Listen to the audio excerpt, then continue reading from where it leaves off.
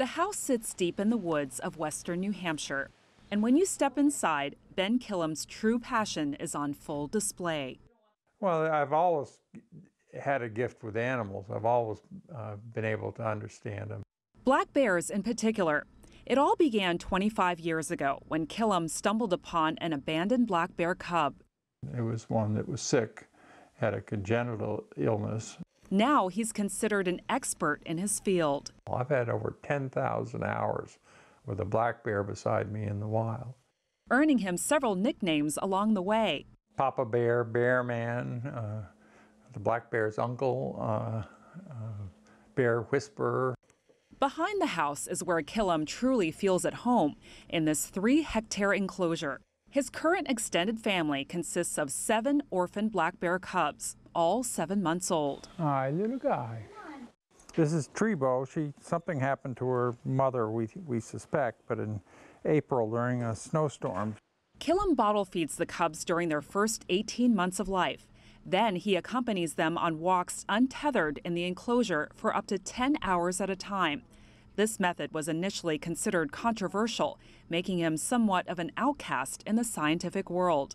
Scientific bear community already made up their mind that people shouldn't work closely with bears. Come on, Trebo. Come on. He essentially serves as a surrogate mother to the cubs, requiring him to maintain close contact. When Killam determines they're ready, the cubs are released. We've raised, rehabilitated, and returned to the wild over 200 black bear cubs.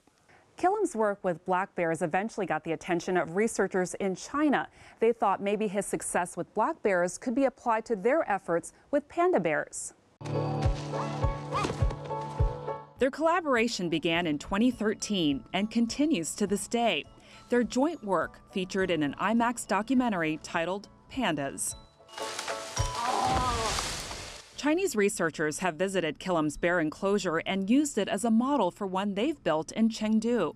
It's a good place for us to cooperate, and I think it shows a very nice cross-cultural cooperation.